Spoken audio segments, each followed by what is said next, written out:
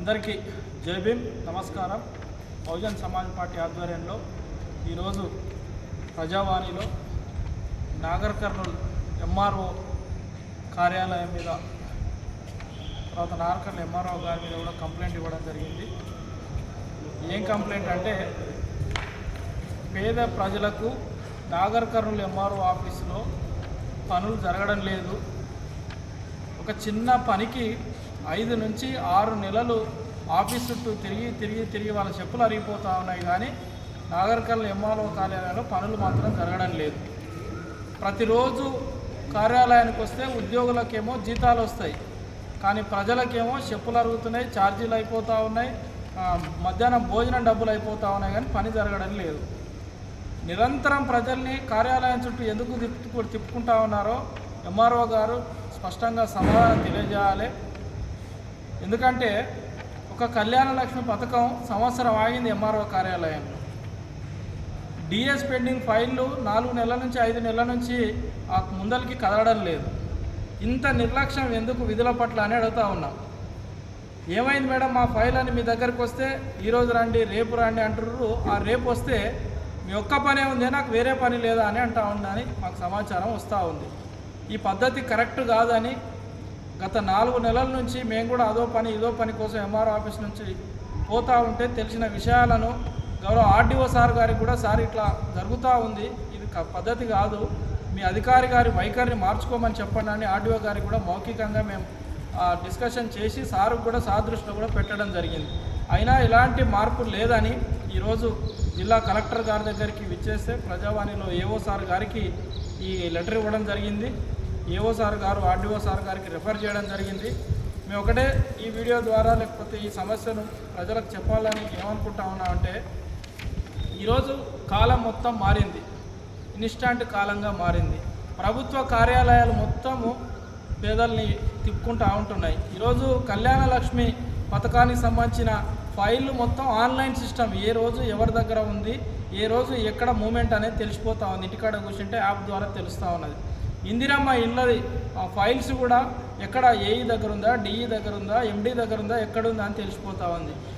మొత్తం స్టేటస్ ఇట్లా తెలిసిపోతూ ఉంది. మేము ఏమంటున్నాం అంటే అన్ని ఫైళ్ళను కూడా ఈ ఫైలింగ్ చేయాలి. ఎందుకంటే మనం ఇది 2026వ సంవత్సరం ఆన్లైన్ యుగంలో ఉన్నాం కాబట్టి ఫైల్స్ అన్నీ ఈ ఫైల్స్గా చేయాలి. ఒక అప్లికెంట్, ఒక అర్జీదారు ఒక అప్లికేషన్ ఇస్తే ఏ రోజు ఎవరి దగ్గర ఉంది, ఎవరు పని చేయడం లేదు, ఎవరు పని చేస్తూ ఉన్నారు అనేది ప్రజలకు స్పష్టంగా తెలిసేటట్లు ఇందిరమ్మ ఇల్లు పథకం ఏ విధంగా నడుస్తుందో, కళ్యాణ లక్ష్మి పథకం ఏ విధంగా నడుస్తుందో ఆ రకంగా ప్రతి ఫైల్ కూడా ఈ ఫైల్ చేసి అధికారులకు ఏ రోజు ఎవరు పనిచేస్తలేరు స్పష్టంగా ప్రజలకు తెలియాల్సిన అవసరం ఉన్నది.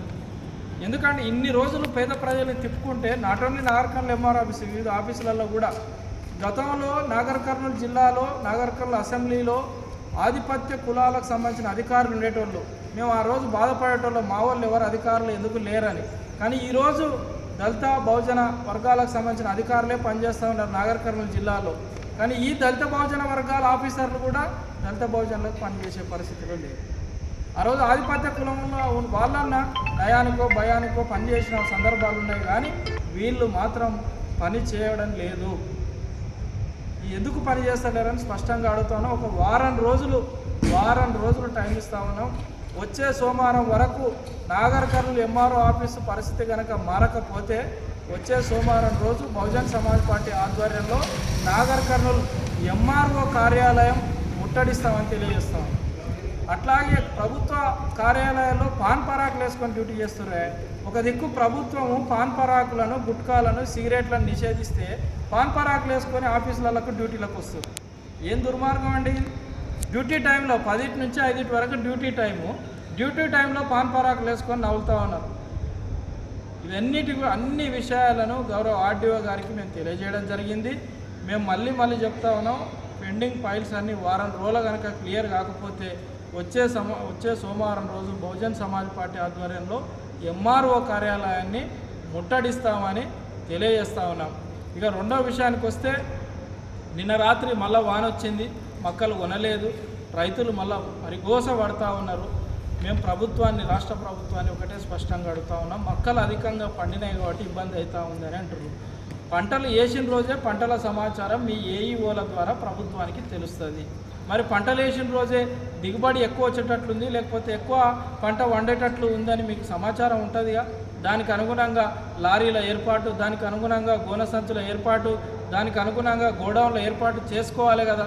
నెల రోజుల నుంచి రైతులు 30,000 బస్తాలు, 40,000 బస్తాలు, 50,000 బస్తాలు మార్కెట్లో పెట్టుకొని ఉంటే రోజుకు 2,000 బస్తాలు, 3,000 బస్తాలు పోతే ఏంది పరిస్థితి? ఇంకా 10 రోజులు అయితే మళ్ళీ వర్షాకాలం స్టార్ట్ అవుతుంది. ఎందుకు ఇంత నిర్లక్ష్యంగా ఉంటారు? రైతులను కాంగ్రెస్ పార్టీ విపరీతంగా ఇబ్బంది పెడతా ఉంది. యూరియా సమయంలో యూరియా ఇయ్యలేదు, పంట కొనుగోలు చేసే సమయంలో పంట కొనుగోలు చేయడం లేదు. ఆ మార్కెట్కి పోతే ఎంత బాధ అవుతూ ఉంది. మొన్న మా ఎమ్మెల్యే గారు, గౌరవ ఎంపీ గారు, గౌరవ కలెక్టర్ గారు మార్కెట్ను విజిట్ చేస్తే మేమనుకున్నాం ఇక సమస్య పరిష్కారం అవుతుంది అనుకున్నాం. కానీ ఎక్కడ వేసిన గొంగడి అక్కడనే ఉన్నట్లుంది.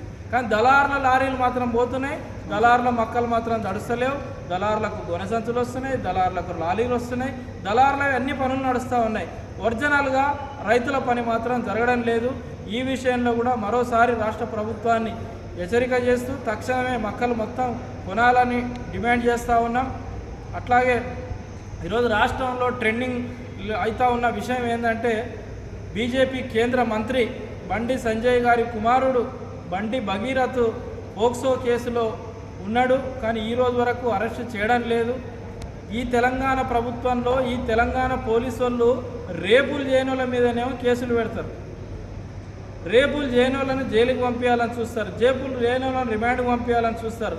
కానీ నిజంగా ఒక మైనర్ అమ్మాయిని రేప్ చేస్తే మాత్రం ఈరోజు కేంద్ర మంత్రి కొడుకని ఆ అబ్బాయిని అరెస్ట్ చేయకుండా ఆ అబ్బాయిని దాచిపెడుతూ పోలీసులే కేంద్ర మంత్రి గారికి సహకరిస్తున్నారు అనే విషయం మేము స్పష్టంగా చెప్పదలుచుకున్నాం.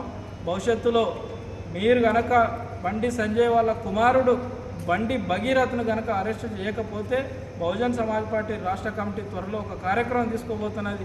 ఆ రోజు బీజేపీ ఆఫీసును ముట్టడి చేస్తామా, లేకపోతే డీజీపీ ఆఫీసును ముట్టడి చేస్తామా, ఏదైనా ఒక పెద్ద కార్యక్రమం బహుజన్ సమాజ్ పార్టీ రాష్ట్ర కమిటీ తీసుకోబోతున్నదని తెలియజేస్తూ, ఆ లోపే బండి భగీరథ్ ఎవరైతే ఉన్నారో పోక్సో కేసులో ఉన్న నిందితుడు అతన్ని అరెస్ట్ చేసి చట్టాన్ని రక్షించి పేద ప్రజలకు ఈ దేశ చట్టాలపై నమ్మకం కలిగించాలని డిమాండ్ చేస్తూ కోరుకుంటూ ముగిస్తాము.